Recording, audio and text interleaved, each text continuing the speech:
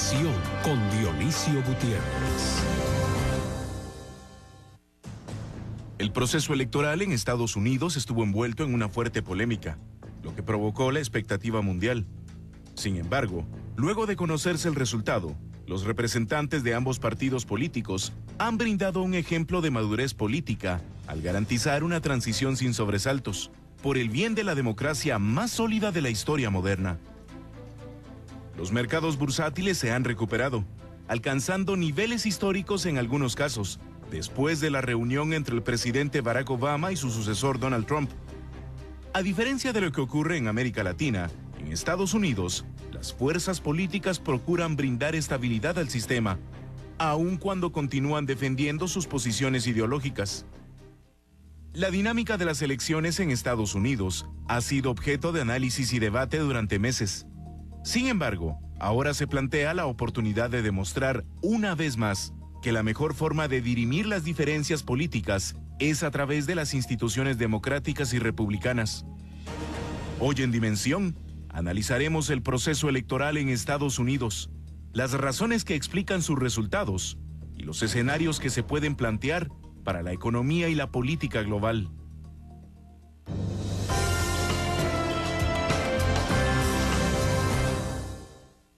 Iniciamos el programa Dimensión. Tengo el gusto de estar como moderador invitado, dado que el doctor Dionisio Gutiérrez no ha podido estar presente en esta oportunidad.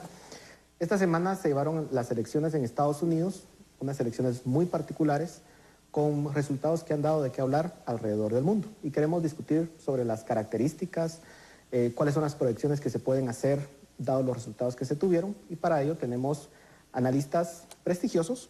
En primer lugar, el licenciado Edgar Ortiz, quien es director ejecutivo del CES, el licenciado Carlos Brand, quien es internacionalista, y el licenciado Hugo Maúl Rivas, quien es analista económico. Muchísimas gracias por estar acá y aceptar la invitación. Estas elecciones en Estados Unidos tuvieron ciertas características especiales, sobre todo si se considera la tradición que ha tenido este país durante más de 200 años de democracia.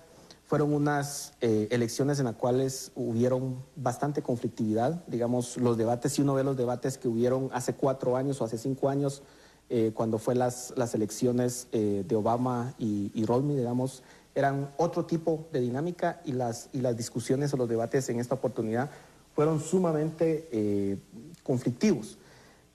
¿Qué fue lo que ha cambiado? ¿Qué es lo que ha cambiado, digamos, dentro de la política de Estados Unidos que nos arroja este resultado y que se hayan llevado las elecciones bajo este esquema? Licenciado. Bueno, a mí me parece que, como todo país y cualquier gobierno, estar al frente del Ejecutivo durante 8 años va provocando un desgaste, independientemente de si sea de un color o sea de otro color. Y en el caso particular del Partido Demócrata, pues Obama, que amplió o tomó un discurso y una agenda de reformas que claramente movieron a Estados Unidos en el eje de las reformas en el sentido social, el famoso Obamacare y toda esta agenda demócrata, claramente conlleva un desgaste y también conlleva una cierta polarización en la población, porque como toda política pública no puede quedar uno bien con todo el mundo en todo momento. Entonces me imagino que en principio es una combinación de grupos que no se sintieron representados, grupos que esperaban otra cuestión de la administración Obama, el propio desgaste de la administración Obama en todos los frentes, en el frente internacional también. Al final confluyen en lo que uno esperaría en un país democrático, y es que se expresen las voluntades diferentes, no como en el caso de Nicaragua, donde Daniel Ortega se podrá reelegir 150 veces, que aunque exista oposición, simplemente no se va a manifestar porque se manipulan las instituciones. Yo desde esta perspectiva creería que es un reemplazo normal. Después de 2 periodos, pues cambia, lo hemos visto en el pasado. Hay otros tonos diferentes que seguramente los vamos a tocar luego en el programa. ¿Licenciado? Sí, yo creo que lo que el último decía Hugo es muy importante, ¿no? Al final de cuentas, creo que lo que estamos viendo en muchas democracias del mundo occidental es un divorcio entre la agenda de las élites y, digamos, las preferencias de los votantes en general, y eso es lo que le ha pasado un poco a la política americana. Uno se puede preguntar cómo es posible que un tipo como Donald Trump, con este discurso tan agresivo, tan antisistema, haya conseguido tanta popularidad, y la respuesta la encontramos en, bueno, quizás la agenda que han manejado las élites está muy divorciada y muy distanciada de la realidad. Claramente el grupo del hombre blanco de clase trabajadora en concreto se sintió muy excluido de las políticas generales del Partido Demócrata en los últimos 8 años y, digamos, fue acumulando una insatisfacción que se fue traduciendo en un voto contrario al Partido, digamos, Demócrata. Uno puede ver que, por ejemplo, estados como Pensilvania o Michigan, donde no ganaban los republicanos desde la época de Reagan, digamos, estados azules tradicionalmente desde entonces, ese voto justamente de la clase trabajadora blanca demostró que ni siquiera en esos estados el Partido Demócrata había logrado, digamos, generar simpatía y cercanía con las demandas de ellos. Si uno lo ve en el contexto occidental, muy parecido a lo que pasó con el Brexit, ¿no? Las élites pensaban que todo aquel que estuviera en contra, digamos, de permanecer en la Unión era un antisocial, un psicópata, digamos, alguien completamente equivocado, y sin embargo, cuando hacen el plebiscito se dan cuenta que la mayoría de la gente no está en la misma sintonía que las élites. Entonces yo creo que es un buen momento para que ellos reflexionen, ¿no? Que se pongan a pensar qué han estado haciendo mal, por qué han alejado tanto al elector de la agenda programática de los gobiernos y que se pregunten qué cambios hay que hacer para reconducir el rumbo, ¿no? Hay dos tendencias, digamos, en los últimos años, que es básicamente la crisis económica en el mundo, que no termina, sobre todo en el mundo desarrollado, que no termina, digamos, de finalizar, valga la redundancia, pero, digamos, la economía mundial no se recupera al ritmo que venía previo al 2008. Y eso ha tenido como consecuencia que el votante promedio, digamos, no vea que sus ingresos suben con la suficiente rapidez y de hecho se ha dado también la profundización de la desigualdad durante ese mismo periodo.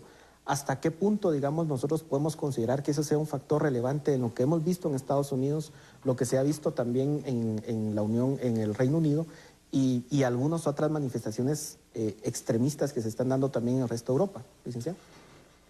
Muchas gracias, Paul, por la invitación a esta discusión sobre las elecciones de Estados Unidos. Un honor estar aquí.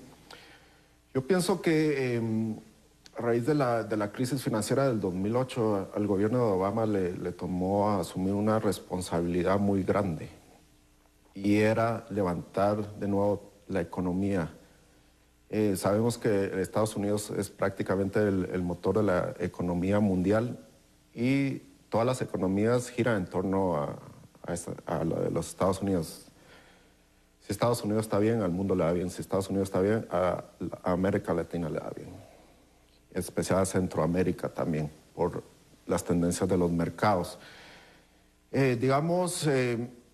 Obama estuvo 8 años en el poder y sacó de la recesión a Estados Unidos. Obviamente no a los niveles deseados de la población, sigue a un ritmo de crecimiento muy bajo, demasiado bajo para los estándares que esperaba la población.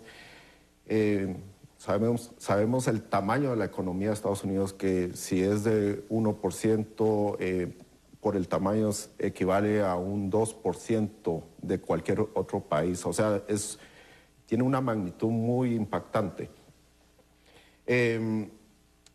Obviamente el estadounidense no estaba satisfecho con eso y Donald Trump, vimos a lo largo de los debates cómo él vino mejorando. Hillary tal vez está en una posición muy cómoda al principio, muy confiada. Entonces ahí es donde tal vez Donald Trump analizó dónde podría dar. Y fue justamente en el tercer debate que él dio en el blanco, siento yo, a mi criterio. Él dijo, bueno, yo voy a generar empleo y yo lo sé hacer. Yo soy empresario, sé por dónde abordarlo. Vino con un discurso muy convincente, tuvo el poder de convencer a la población, en especial a la población trabajadora, que es lo que ellos quieren escuchar. Mejorar sus ingresos. El medio oeste, el Midwest que se le conoce, ellos, digamos, no les importa seguridad internacional, no entienden Irak, no entienden qué está pasando afuera de los Estados Unidos. Ese contexto no lo pueden interpretar bien. A ellos lo que les interesa es escuchar, quiero empleo, quiero trabajar, y Donald Trump ofreció eso. y siento que ahí dio un giro importante para las encuestas, el apoyo que ganó Donald Trump. De hecho, digamos, si uno ve la clasificación que hacen de la encuesta que publican varios medios, entre ellos el New York Times, lo que uno se da cuenta es de que las personas que más votaron por Donald Trump son personas que consideran que la situación económica está peor hoy que en el pasado. Y eso, digamos, de alguna forma da el indicador de que lo que la gente realmente quiere es un cambio, mejor empleo posiblemente o mejores salarios. Licenciado. Sí, efectivamente, creo que lo que menciona Carlos es importante. No se puede negar que Obama recibió una economía en la gran crisis financiera 2007-2008, hizo políticas con las cuales podríamos estar en acuerdo o en desacuerdo, pero logró recuperar la economía. No la logró recuperar a los niveles que el votante esperaba, y en un país tan grande tampoco logró impactar regionalmente en los distintos núcleos productivos que tienen los Estados Unidos, y de alguna manera no impactó mayor cosa en estos estados tradicionalmente demócratas que hoy se dieron vuelta y votaron por Trump. Todo esto es una cuestión natural económica que tenía que suceder, como de alguna manera los ajustes no son perfectos. Ahora, ¿por qué el gobierno de Obama no hizo más por identificar estos lugares donde había gente más desafecta con lo que estaban haciendo? ¿Por qué no invirtió más? Bueno, no lo sé, eso habrá que preguntarse a los estrategas políticos por qué consideraban que estaban tan seguros ahí. Pero al final de cuentas, además del malestar económico, creo que también este electorado de estas regiones, digamos con mucho más presencia descendiente de anglosajón, hombre blanco, trabajador, de cierta manera creo que también hay un recelo respecto de la agenda excesivamente progresista que proponía Hillary Clinton. Claramente está toda esta franja que le llaman el Bible Belt de los estados del sur, que son muy religiosos. Había un discurso también del Partido Demócrata que a mi juicio chocaba con valores fundamentales del norteamericano promedio, que no es el norteamericano de Nueva York, de Manhattan o del Soho, ni es el habitante de Santa Mónica en Los Ángeles, sino es el típico habitante que uno encuentra cuando va a una ciudad pequeña o mediana de los Estados Unidos. Yo no descartaría eso como una reacción, una corrección natural hacia una visión más conservadora del mundo. Pero definitivamente la economía jugó un papel, y también jugó un papel la venta de sueños, porque Trump lo que hizo es prometer un estado ideal del mundo que no sé si lo va a poder cumplir, al menos con las herramientas que él propuso. Y eso es parte también de lo que se tiene que analizar sobre qué es lo que se puede proyectar bajo un discurso en donde se promete posiblemente cosas que no se pueden alcanzar, y cómo podríamos calificar ese tipo de conductas políticas. Pero lo vamos a discutir en el siguiente segmento. Continuamos con Dimensión.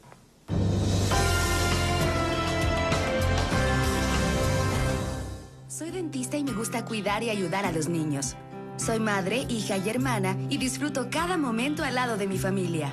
Soy deportista y disfruto ejercitarme al aire libre. Soy mujer y aprovecho mi tiempo libre para hacer lo que me gusta. Me mido el azúcar 4 veces al día. Tengo diabetes y este es mi medidor. Es fácil de usar, resultados seguros y rápidos. Mide tus niveles de azúcar diariamente y sigue teniendo el control de tu vida. Sabemos que Camila es lo más importante del mundo y que harías todo por ella. Pero ¿sabías que lo que le das de comer hoy formará las bases de cómo será en el futuro? Algunas fórmulas que conoces contienen sacarosa, la cual en exceso podría generar sobrepeso. Mejor dale Progress Gold, la fórmula completa con proteína de alta calidad y sin sacarosa, que la alimenta para que crezca sana, fuerte y sin riesgo de obesidad. Quítale un peso de encima. Progress Gold apoya su futuro saludable. Asepsia se usa así. Vamos a darte unos tips para usar asepsia emergencia. ¿Te salió una espinilla como esta? Qué bajón. Te vas a poner una gotita en donde tienes la espinilla. A la noche te lo vuelves a poner. Y viene en color piel y en color transparente. Para que elijas el que mejor le queda a tu piel. Tienen un máximo poder secante, ya que poseen una alta concentración de Actiacnil Fast Performance. Y así es como se usa asepsia emergencia. Y sirve para salir el sábado en la noche con la cara impecable. Úsalo tú también. Cada muerte, maltrato y abuso, violación de una niña, un niño y adolescentes es un drama y no podemos seguir siendo indiferentes. Soy Mariko Kagoshima Te invito a participar en el movimiento Voces para prevenir cualquier tipo de violencia contra la niñez en todas partes y siempre. Usa la aplicación WhatsApp. Observa, escucha y reporta. TD Offer te trae la promoción hot de la semana. Turbo Action, el sistema a vapor a alta presión para limpiar cocinas, baños, ventanas, lavamanos, muebles y cortinas. Ahora con un súper descuento caliente del 30%. Pero es únicamente al llamar al 2277-7999 de TD Offer. Si quieres limpiar mejor, más fácil y en la mitad del tiempo, ordena Turbo Action. Sarcástico. Fascinante historia. Irónico. ¿Ha pensado adaptarla para el cine? Y de forma peculiar.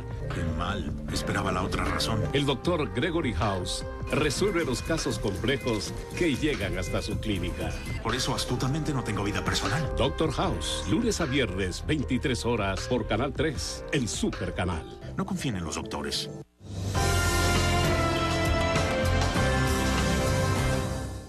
Continuamos con Dimensión discutiendo sobre las elecciones en Estados Unidos. ¿Cuál va a ser el impacto realmente de este discurso que se manejó en Estados Unidos durante esta campaña? Digamos, hay algunos analistas que dicen que se llevó a tal nivel de polarización que realmente se hizo un daño, digamos, dentro de la misma democracia de Estados Unidos, y que algunos lo comparan, por ejemplo, el famoso historiador Ferguson, digamos, lo compara, dice, miren, esto se podría comparar con lo que sucedió en 1930, pero de una forma más exacta con lo que sucedió, digamos, en 1860, 1870, cuando hubo un ascenso del populismo, digamos, en Estados Unidos, y que eso tuvo una repercusión posterior en la globalización, digamos, que se estaba experimentando en ese momento, y que parte del discurso también del candidato ganador es precisamente poder revertir de alguna forma el proceso de globalización. Hasta dónde la gente también está manifestando un malestar respecto a los efectos que ha tenido y cuáles son los efectos o lo que se puede proyectar hacia el futuro. Licenciado. Bueno, pero en general ha habido un proceso de polarización que data de 8 años para atrás, por lo menos, ¿no? Yo creo que quizás un poco el problema de la agenda de la administración Obama fue empujar demasiado a la izquierda la agenda tradicionalmente demócrata, ¿no? Digamos, los demócratas han sido de centro-izquierda, quizás Obama en algunos temas la llevó demasiado lejos, ¿no? Y entonces ocurrió un fenómeno quizás un poco deseable, ¿no? Que es una polarización en las cámaras, ¿no? Las cámaras nunca habían estado quizás en tanta pugna como en los últimos 8 años. Las elecciones, digamos, intermedias fueron dejando un poco de evidencia al respecto, fueron perdiendo fuerza los demócratas, y al final de cuentas tuvimos algo que Fukuyama llama la vetocracia, ¿no? Al final de cuentas lo que ocurrió fue vetamos todo lo que venga que no sea del consenso, porque básicamente no hay consenso cuando la agenda principal está tan alejada de la mediana, ¿no? Entonces eso jugó un papel muy importante. Y digamos, la vetocracia tiene un problema. Si bien es una buena forma de contrapesar las políticas del Ejecutivo, por ejemplo, también tiene el problema de que la inacción política, ¿no? Empieza a generar un poco de insatisfacción en los votantes y empiezan a buscar soluciones mágicas, ¿no? Que es lo que al final de cuentas, como mencionaba el licenciado Maúl, acaba ofreciendo Trump, ¿no?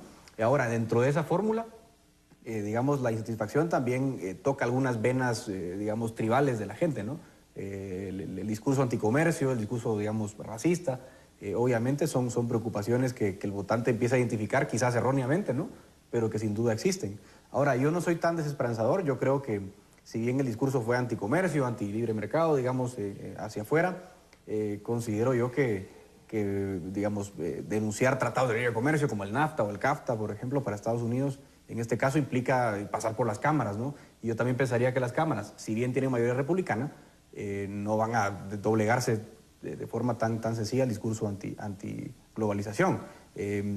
Primero porque el seno del Partido Republicano no está con Donald Trump, algún sector sí lo está, pero la élite, digamos, que marca la línea direccional del Partido Republicano no está con él. Los Bush, por ejemplo, están absolutamente en contra de la política de Trump, y si bien digamos, Donald Trump tiene gente como Giuliani de su lado, va a haber una polarización interna del Partido Republicano, y el Partido Demócrata, digamos, por principios, obviamente va a jugar una contra.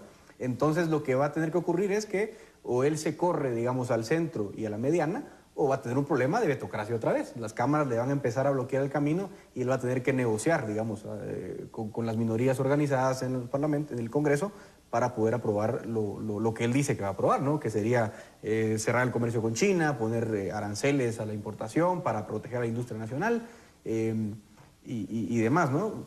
Lo cual es también muy difícil porque rescatar la industria americana yo no lo veo como una política muy inteligente, ¿verdad? Licenciado. Yo pienso que Donald Trump logró su objetivo, iniciando una campaña polémica con políticas muy radicales. Logró captar la atención de todo el mundo. ¿Cómo lo va a implementar? Es otra pregunta y pienso que implementar esas políticas va a ser demasiado difícil. Yo pienso que Donald Trump se va a empezar a mover al centro. Hay muchos intereses de por medio, intereses políticos, económicos, migratorios, comerciales, que no van a dejar implementar esas políticas radicales de Trump. Por ejemplo, el sector empresarial de Estados Unidos tiene muchos negocios con México. Comenzando por ahí, él tiene la presión de que no puede cerrarse a los tratados de libre comercio. Podría replantearlos, hacerles algunos protocolos adicionales, pero de que vaya a denunciarlos, no veo eso factible. También muchos de los trabajos de Estados Unidos que promete regresar, lo va a hacer regresando las empresas de la industria de los Estados Unidos. Ahí considero que podría darse una eventual implementación de esa política para ofrecer el empleo que él prometió, pero dejando vigentes todos los tratados comerciales, ¿verdad? Ofreciendo incentivos a las compañías de los Estados Unidos que están afuera a regresar al país. Y en temas migratorios, muchos recursos, muchas remesas van a Latinoamérica. Hay muchos migrantes en Estados Unidos regularizados o de forma irregular que brindan esa mano de obra necesaria para la economía estadounidense. Así que iniciar deportaciones masivas, como él lo ha mencionado, no lo veo factible tampoco. Hay factores políticos. Claro, pero la pregunta es, ¿existe un sistema que sea totalmente inmune cuando se le quiere, digamos, modificar de una forma dramática? No hay procesos irreversibles en ese sentido. O sea, hay cosas que, como la historia pareciera ser cíclica, y que volvemos muchas veces a ciertos patrones. ¿Hasta qué punto está blindado el sistema norteamericano, digamos, para efectivamente resguardar lo que se considera, digamos, pilares fundamentales de esa nación? Bueno, yo considero que tal vez lo primero es pensar que son pilares fundamentales, digamos, en un tema concreto que es la política tributaria. Claramente el discurso demócrata durante los 8 años es un discurso demócrata donde hay que gravar las grandes rentas al gran capital, redistribuir a través de los impuestos, cobrarle a los ricos para los pobres. Dentro de este autoritarismo de la corrección política de la izquierda norteamericana, cualquiera que se atreva a pensar fuera de eso es mal visto. Dicho sea de paso, en Guatemala se han importado esas ideas y hay grupos en Guatemala que se han nutrido de esa tendencia para tratar de modificar las cosas como ya sea en Guatemala. Ahorita hay un cambio en los Estados Unidos, gana un discurso que se basa en la premisa totalmente contraria y es realmente tengamos impuestos de tasas bajas, bases amplias, lo que alguna vez se llamó la economía de la oferta, estimulemos la producción. Todo eso efectivamente creo que sí va a implicar un retroceso en determinadas políticas, sobre todo en aquellas en las cuales Estados Unidos tiene una capacidad de poderlo hacer de manera inconsulta con el mundo. El nivel de impuestos que Estados Unidos deba tener, pues tiene la libertad de hacerlo. En materia comercial, tratados comerciales, inversiones internacionales, relocalización de las fábricas que se fueron de Estados Unidos a México, a otros países, eso no es, bueno, quien tiene la opción nuclear y puede tirar la bomba atómica puede hacer lo que quiera y los demás tienen que hacer caso. Pero sin llegar a ese extremo, hay todo un entramado internacional de justicia que Estados Unidos haría mal si empieza a ir en contra de eso. Un ejemplo clarísimo, la Organización Mundial del Comercio. Ahí hay protocolos, tratados que Estados Unidos ha suscrito libre y voluntariamente, donde le obligan a dar cierto tipo de tratamientos a sus socios comerciales. Entonces no es que Estados Unidos de manera unilateral pone y hace lo que quiere. También tendría que sufrir las consecuencias de los mecanismos que tienen todo este conglomerado de instituciones internacionales. Pero, perdón, digamos, hay algunos países en donde se está manejando el mismo discurso.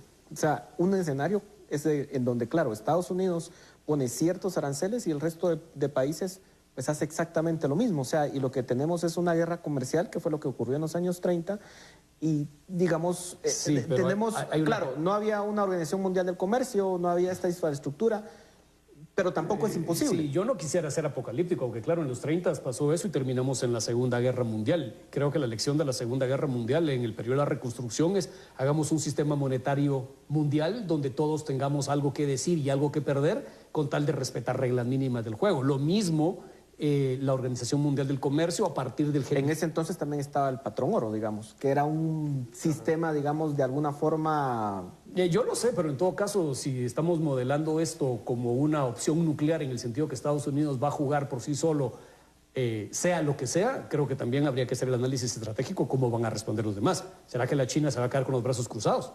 Entonces, yo me imagino que cuando se hace todo ese análisis, en la evaluación costo-beneficio, creo que tiene que privar la cordura. O sea, ¿hasta qué punto tengo que cumplir una promesa cuando en realidad no le conviene a nadie hacer cumplir esa promesa? Y al final de cuentas, una vez electo en el poder, si no tengo interés en perpetuarme en el poder, quedar mal con algún grupo de electores, no sería la primera vez que un político no cumple una promesa.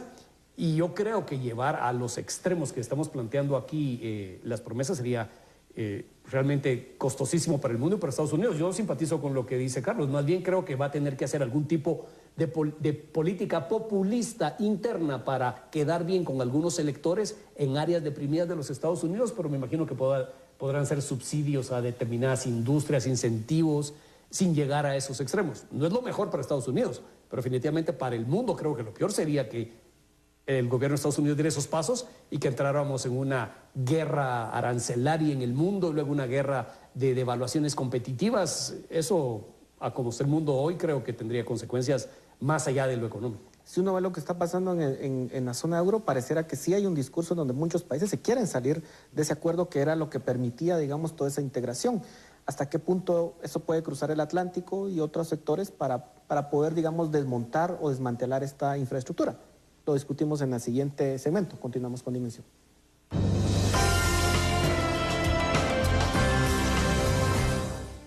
Vitaminas, proteínas, hierro, calcio.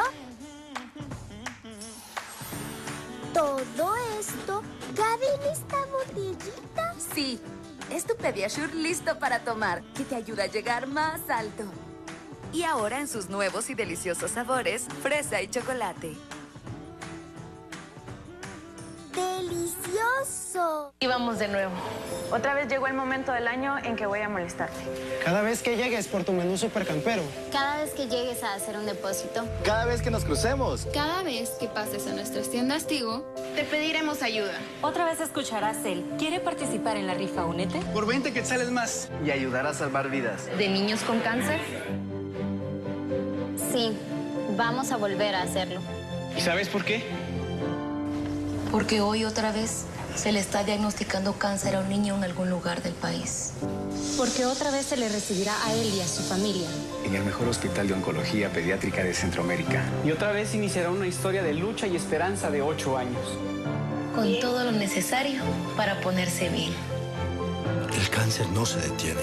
Guatemala tampoco.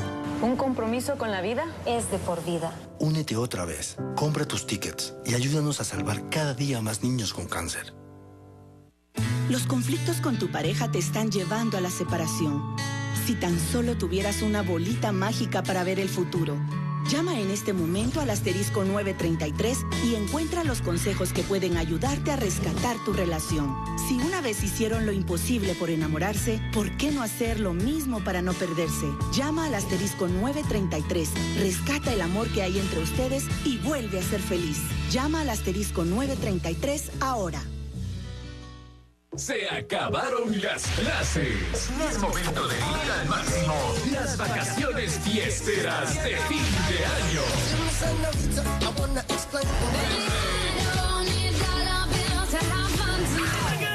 Deleítate con el ritmo electrificante de las descargas musicales del 103.7. Disfruta de la pura energía en esas vacaciones de fin de año. Fiesta. Y el próximo lunes los esperamos en nuestra emisión. Recuerde que nuestras unidades móviles le actualizarán lo que ocurre. Estaremos esperándole con una sonrisa de oreja a oreja para poder informarle de la mejor manera. Recuerde que está el sofá de Ingrid y muchísimos segmentos más. Desde muy temprano, todo lo que sucede en Guatemala y el mundo no se lo puede perder en Telediario al amanecer. Además, el tránsito. Así es, el reporte del tránsito en tiempo real a través de Waze. Ya lo sabe, lo esperamos a las 6 de la mañana el día lunes en Telediario al amanecer. No se lo pierdan.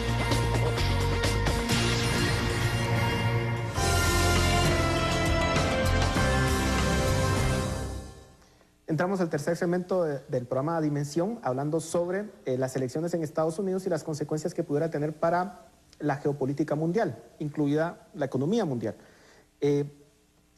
Licenciado Ortiz, digamos, realmente hasta qué punto se puede llevar esto a extremos, digamos, en donde, claro, como indicaba el licenciado Maúl, tendría costos sumamente altos para los países, pero tampoco fuera la primera vez en que los países actúan de forma irracional, digamos, se ha dado en el pasado. ¿Hasta dónde se puede llevar estos escenarios? Bueno, yo soy optimista en cuanto a que, digamos, somos una sociedad que ha disfrutado las mieles de la globalización, del libre comercio. Creo que sería muy complicado realmente, digamos, tirar eso por la borda. Pero creo que hay insatisfacción en algunos ámbitos, ¿no? En el caso europeo, por ejemplo, ya que lo mencionábamos, ¿no? El ascenso de Marine Le Pen y el tema del Brexit se explican otra vez la tiranía de la élite políticamente correcta de la Unión Europea, ¿no? Que en algunos temas es una bendición tener la Unión Europea porque tenemos un gran tratado, no solo libre comercio, sino que es una zona aduanera común, con una moneda común. Que ha mantenido en paz a Europa, un continente que se ha caracterizado por las guerras. Muy bélico, ¿no? Pero los costes, digamos, de esa negociación han sido una élite europea que básicamente manda de forma tiránica, ¿no? El ejemplo que teníamos era la Constitución de Lisboa, que prácticamente la pasaron a golpe de talón.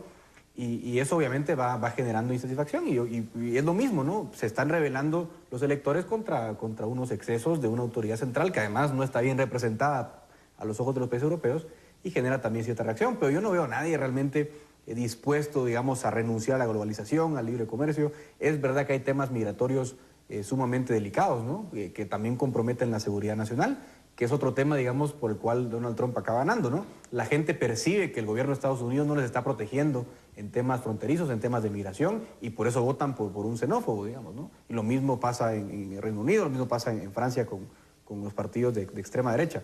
Entonces, yo más bien creo que es un balance, no nos hemos dado cuenta, como decía la expresión del licenciado Maúl, ¿no? La dictadura de la corrección política tiró demasiado por un lado la balanza ideológica y ahora mismo lo que la gente está pidiendo es un rebote, es decir, hey, momento, nos hemos ido desbalanceando a un lado y tenemos que regresar. Ahora, la prudencia, la cordura, la buena negociación tienen que primar en este caso para que regresemos, digamos, el péndulo al lugar correcto. Tampoco nos vayamos a un extremo, digamos, de abolir el comercio exterior, de volvernos, digamos, completamente cerrados, de ser antimigración al 100%, creo que eso nadie lo está planteando, pero sí creo que en ese péndulo, como repito, hay que volver a equilibrar el debate y es lo que yo veo que está pasando, más que una reacción o una política reaccionaria anticomercio, antifronteras, anti todo, ¿no? ¿Y la migración cómo queda en este escenario, licenciado? La migración, digamos, respecto a Centroamérica, México, la migración es un tema muy delicado, es un tema muy político, está muy ligado a intereses comerciales. Habría que ver si el plan Alianza que está impulsando ahorita la administración demócrata y que ahora más que nunca tiene intereses de concluirlo en diciembre y echarlo a andar, habría que ver si Donald Trump va a apoyar ese plan.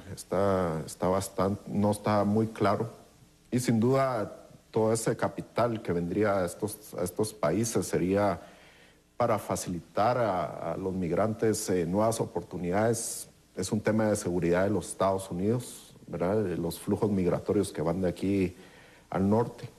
Pero yo no creo que Donald Trump vaya a iniciar una deportación masiva sin un debido proceso en los Estados Unidos.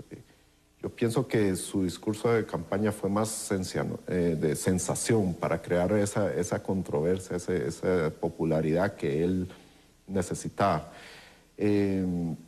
Yo no veo que vaya a iniciar esas deportaciones masivas. Aun cuando hay muchas presiones migratorias en el mundo, ¿verdad? O sea, las presiones migratorias en Europa son sumamente fuertes con todo lo que está ocurriendo en Medio Oriente, digamos. Y en Estados Unidos las cifras indican de que la migración, digamos, se ha incrementado en los últimos años y también eso ha creado el descontento en las personas. No sería la primera vez que, digamos, Estados Unidos aplicaría una política migratoria estricta, digamos. Ferguson también menciona, por ejemplo, cómo las políticas migratorias en los años 1860 y 1870, digamos, fueron sumamente estrictas contra los chinos, por ejemplo, con la comunidad china. Y si bien todo el resto de Europa podía migrar hacia Estados Unidos, en este grupo particular se les vetó.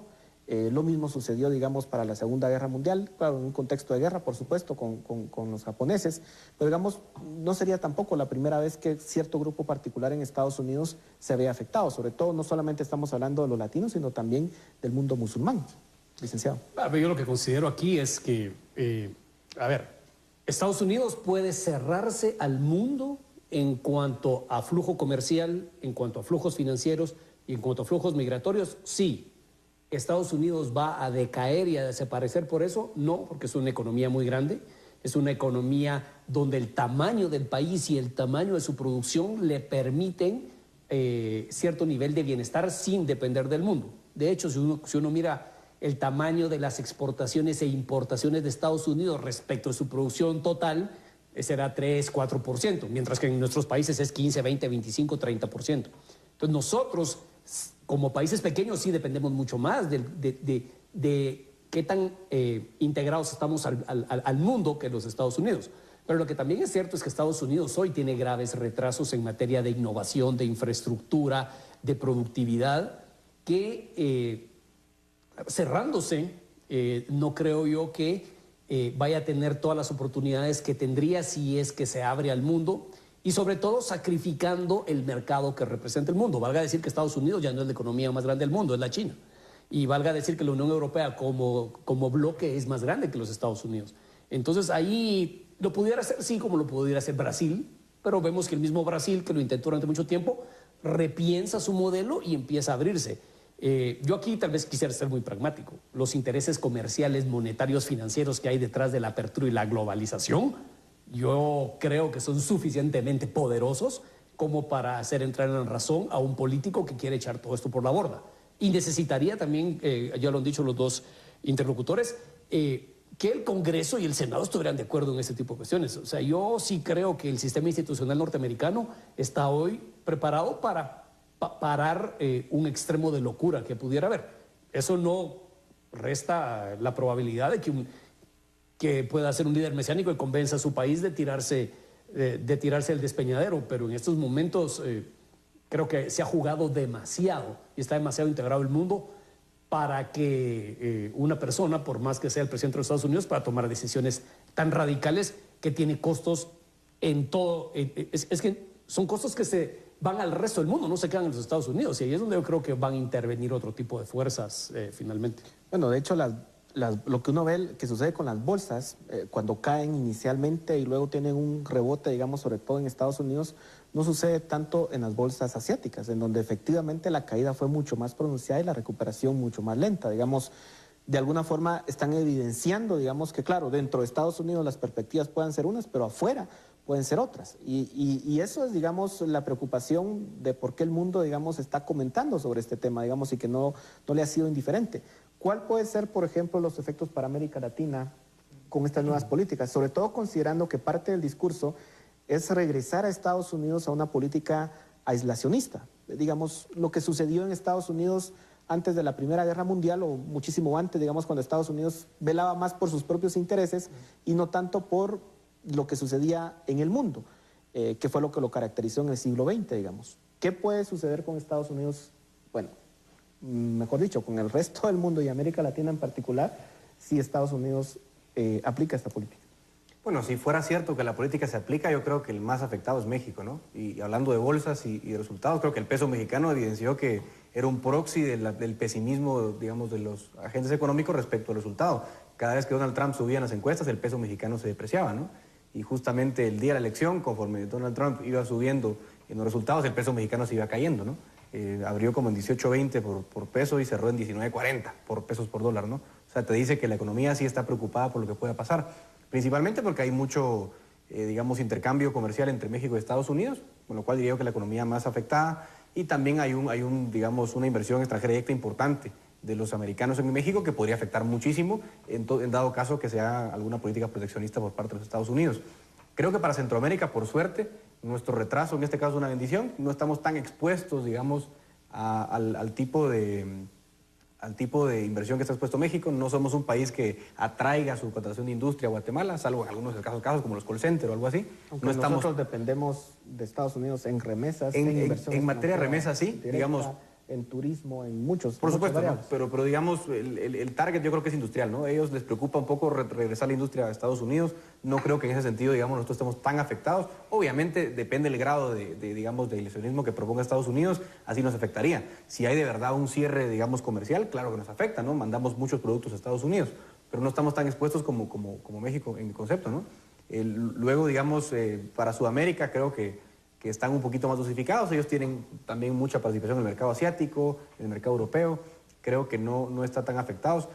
Quizás los más afectados serán los asiáticos, porque lo que sí tal vez sea una realidad es que si bien Donald Trump no va a ser alguien que, digamos, si no puede hacer estos cambios en materia de política exterior, comercio exterior que están planteando, sí es probable que no suscriba nuevos tratados de libre comercio. O sea, yo creo que lo más probable es que él no continúe la apertura comercial, y hay mercados asiáticos que están interesados en integrarse comercialmente con el mercado americano que no lo harían. Si eso es la realidad, nosotros salimos en todo caso beneficiados, porque nosotros entonces tenemos el acceso al mercado americano de forma libre y los asiáticos van a estar prácticamente vedados de esa posibilidad, y además tienen, digamos, el mercado asiático tiene muchísima mejor competitividad que nosotros, así que es una oportunidad para que nosotros como mercado centroamericano nos pongamos un poco al día en temas de competitividad y accedamos al mercado gringo, ¿no? Pero, digamos, el tema de aislarse no solamente pasa por el comercio, también pasa por el tema político. De hecho, uno de los puntos de debate era decir, miren, que el resto del mundo se las juegue como se las tiene que jugar, que incurran en los costos que tiene que incurrir en materia de protección, por ejemplo, en el caso de la OTAN, en el caso de Corea del Sur o en el caso de Japón, y que ellos sean los que afronten los costos y no Estados Unidos. Y eso obviamente sí tiene o tendría un efecto, digamos, geopolítico importante, sobre todo por los países que dependen de la protección de Estados Unidos, digamos. Y lo que veríamos en dado caso es una renuncia de Estados Unidos en el liderazgo que ha ejercido, o qué escenario podríamos ver. Se los dejo para la siguiente y último segmento. Continuamos en Dimensión.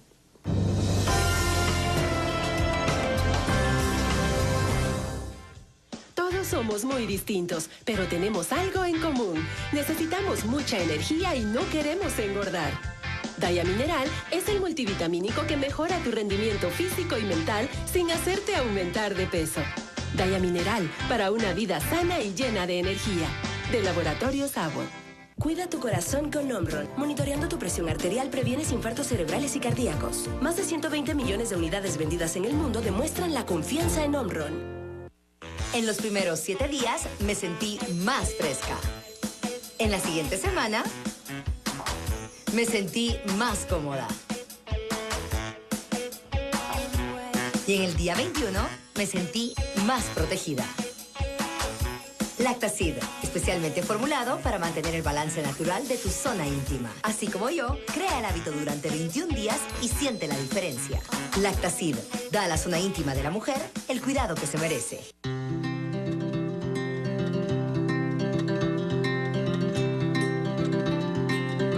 Conmigo, mi hija, mi nieto y arriba mi hijo y su familia.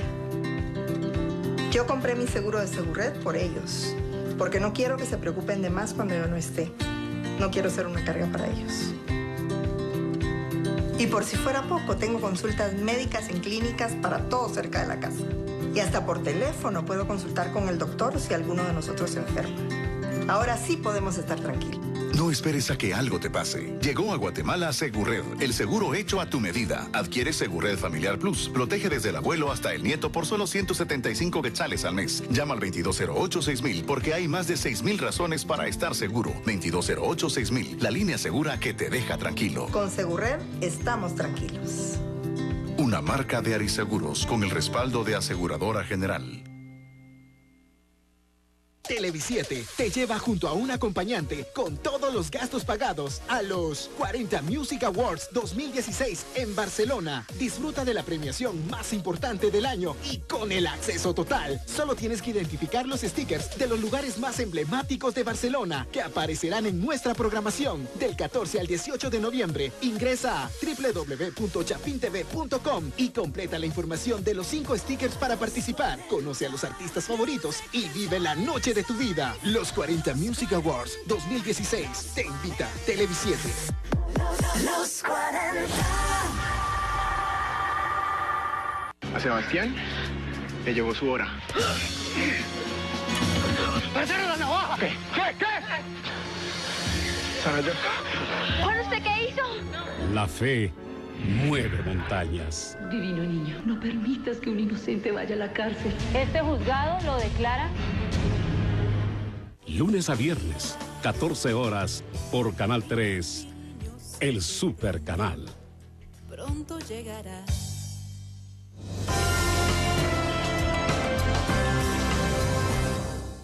Entramos en el último segmento del programa Dimensión discutiendo sobre los resultados o los efectos que tendrán las elecciones de Estados Unidos. ¿Podría Estados Unidos retomar o renunciar a ese liderazgo mundial que ha ejercido durante el siglo XX? ¿Y cuáles serían los efectos, licenciado Maúl?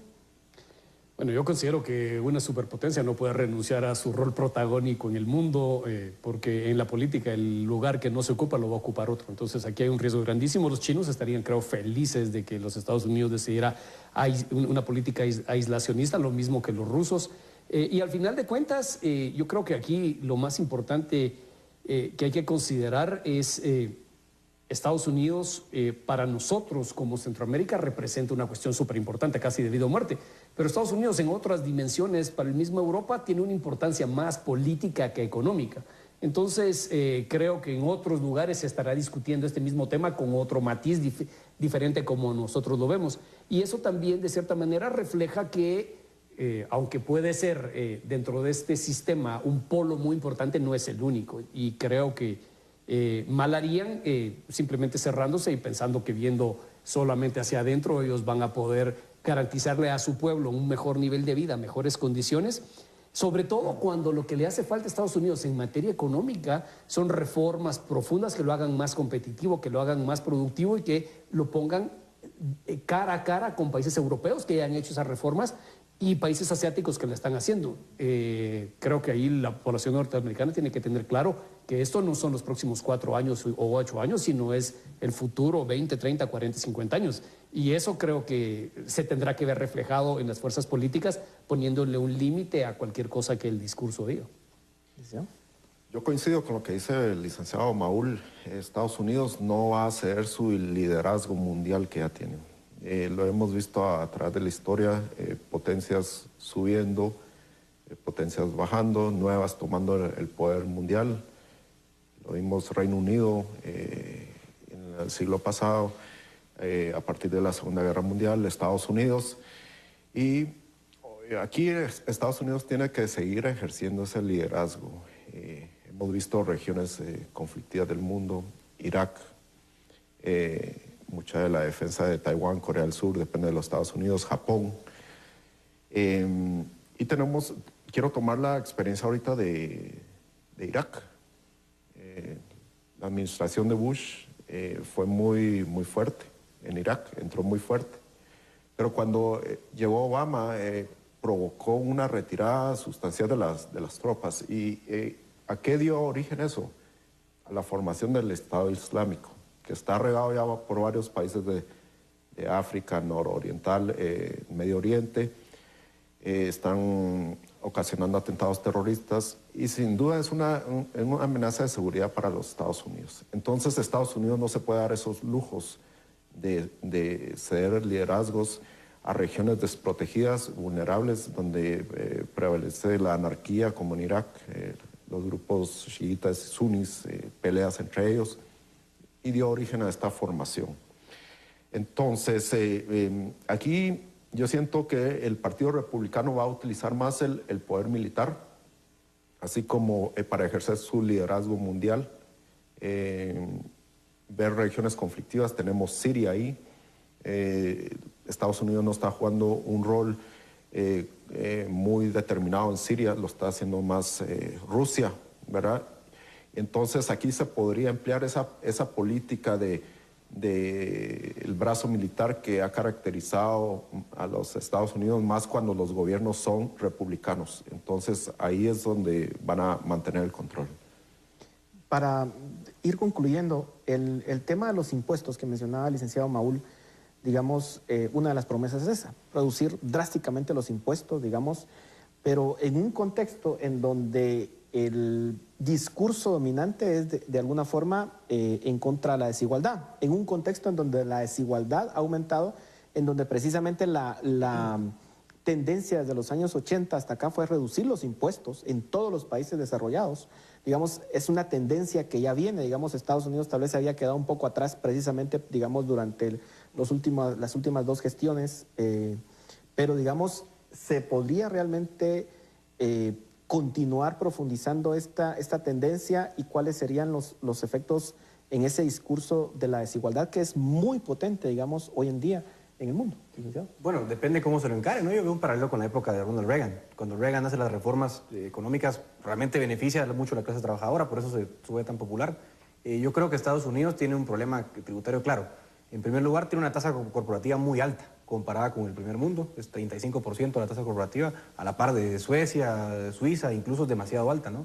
Y en segundo lugar, tiene un problema digamos, de rent seeking, ¿no? El código tributario americano es tan complejo que la forma, digamos, de eludir impuestos que han conseguido los grandes intereses es, como la tasa es alta, yo busco una serie de complejidades en la ley para pagar menos en términos de renta imponible, ¿no? Entonces se ha creado un sistema tan perverso que al final de cuentas acaba siendo peor, ¿no? La legislación tributaria se multiplica, eso genera costos muy importantes. Hay un interesante trabajo que han hecho para investigar, digamos, el costo simplemente de pagar impuestos, ¿no? Todo lo que implica, contratar auditores, abogados y tal, y la complejidad ciertamente está muy crecida. Entonces ahí yo creo que hay una oportunidad muy importante. La desigualdad se puede combatir si tú mejoras el clima de negocios. En lugar de tener un sistema tributario tan complejo como el americano, podría simplificarlo, hacer un recorte de tasas y quizás el crecimiento económico empieza a pegar a la clase trabajadora que tanta falta le hace que la economía se dinamice. Como decía el licenciado Maúl, realmente la competitividad general de Estados Unidos ha venido decayendo en los últimos años.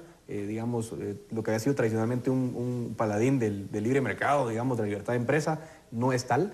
Y yo creo que por ahí pasa muchos de los problemas que afectan en temas de desigualdad. Mientras más regulación hay, al final de cuentas, más complicado es cumplir la ley y se concentra en algunas corporaciones que se enriquecen ya no vía mercado, sino vía búsqueda de rentas a través del Estado, ¿no? Entonces yo creo que hay una gran oportunidad y creo que el vicepresidente Mike Pence ahí puede jugar un rol muy importante. Es una persona que viene de un Estado como Indiana, que es fiscalmente responsable, conservador, muy eficiente, y quizás las lecciones suyas puedan servir para flexibilizar y relajar un poquito en materia tributaria y mejorar la competitividad de los Estados Unidos, ¿no?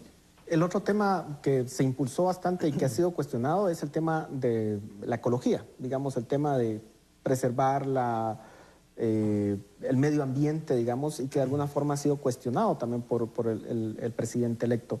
¿Qué es lo que se puede esperar en materia, digamos, de las regulaciones que se han impulsado en los últimos años y del costo que pueda tener para el mundo eso? Bueno, yo creo que como todo debe haber un balance. No es que uno esté en contra de la protección del ambiente y respetar la ecología y preservar el ambiente natural para las generaciones futuras, pero tampoco puede ser una cuestión donde se tomen estas decisiones sin considerar principios económicos. Y en ese caso, Estados Unidos también está en una situación complicada frente al resto del mundo porque a nivel de producción de gases de invernadero, calentamiento global, es bastante responsable a nivel global de lo que sucede. Entonces, pretender que Estados Unidos desatiende ese liderazgo y ese papel que tiene que jugar, me parece que es difícil que el mundo lo vaya a tomar de una manera graciosa y no exigirle a los Estados Unidos. Lo que sí considero es que todos los lobbies que durante mucho tiempo han estado amparados por esta agenda demócrata, creo que van a sufrir un retroceso en el avance de este tipo de temas. Algo que lo vamos a ver dentro del propio Estados Unidos y lo vamos a ver fuera de los Estados Unidos. Yo sí miro un retroceso en el discurso que ha prevalecido, sobre todo en Latinoamérica, que es la región que más conocemos, bajo el amparo de la agenda demócrata. Y en ese sentido, si bien no creo que se vaya a abandonar todos los esfuerzos que se están haciendo, sí va a haber una moderación, porque claramente un partido republicano no va a estar dispuesto a aceptar discursos extremos, y creo que hace bien meter un poco más de noción económica y prudencia y no simplemente estar prohibiendo y atacando cuestiones porque van en contra de una agenda que nos sale del corazón. O sea, yo creo que ha habido mucho corazón y poco cerebro en muchas cosas que se han hecho. Creo que hay que meterle más cerebro sin abandonar la parte blanda del corazón. Y una cuestión aquí importantísima que no hemos discutido: Estados Unidos tampoco se puede cerrar a lo bestia cuando es el principal país deudor del mundo. Entonces, si se va a cerrar y cierra su cuenta financiera, entonces que vaya viendo cómo va balanceando sus cuentas fiscales. Porque si no acepta negociaciones con nadie en el mundo, no creo que los chinos y los saudíes vayan a estar dispuestos a estarle prestando dinero para que financie sus déficits fiscales. Digo esto en relación a los impuestos. Creo que sí va a haber una moderación en cuanto a la política tributaria, pero también tiene que haber una moderación del lado del gasto. Porque si no, caeríamos en una inconsistencia de seguir dependiendo de la deuda, lo cual, en cierta manera, compromete a Estados Unidos de seguir manteniendo un modelo de globalización donde él puede colocar sus excesos de gasto en el resto del mundo a través del uso del dólar y a través de la deuda. Entonces considero que lo que vamos a ver es una moderación. Yo más tomaría la victoria de Trump como una derrota del discurso contrario. Lo que pasa es que en Estados Unidos no había un Jimmy Morales por quien votar que no representara un interés distinto. Pero más, a mí me parece que lo que se derrotó es ese discurso y esa agenda demócrata, creo, llevada a un extremo de radicalismo y absolutismo que a mucha gente le molestó ya después de 8 años. Cuando se entra a la presidencia como lo hace Donald Trump, digamos, con un discurso tan incendiario, donde se hacen muchas promesas, ¿cuál es la posibilidad o la probabilidad, mejor dicho, de que dure 2 periodos como presidente? Eso va a depender mucho de la forma que se implementen sus promesas. Pienso que tiene, bueno, ahorita será un gobierno nuevo, habrá que ver cómo se va desarrollando a lo largo de los 4 años. Y bueno, ya sabremos si la gente, después de que él cumpla sus promesas, que siento que tiene más probabilidades en el tema económico, de empleo, generación, empresa. Ahí es donde vamos a ver realmente si la gente lo va a reelegir para otros 4 años. Perfecto. ¿Licenciado? Sí, lo mismo, ¿no? Depende mucho de qué tanto entregue él, ¿no? Si él logra entregar algún resultado palpable para el electorado americano, sin duda tiene muchas posibilidades. De lo contrario, yo lo veo difícil. Y ahí es donde digo que también va a tener que moderarse. Quizás el tema económico puede ser su fuerte. Creo que es, a los ojos del elector, el tema principal. Y si le entrega algo en materia de crecimiento económico, de empleo y tal, creo que se puede reelegir. De lo contrario, creo que tendremos otro, quizás demócrata en la casa, ¿no? Bueno, yo creo que al final esta elección ha generado preocupaciones en todo el mundo, digamos, y el debate. Hay muchos pronósticos, muchos escenarios. Veamos cuál se va a cumplir finalmente y ojalá que, digamos, los peores escenarios que se puedan imaginar no se cumplan y simplemente sean, digamos, un pesimismo sobreexagerado, digamos. Pero, en fin, muchísimas gracias por esta discusión. Muchísimas gracias a ustedes por su atención y ahora los dejamos con Dimensión Redes.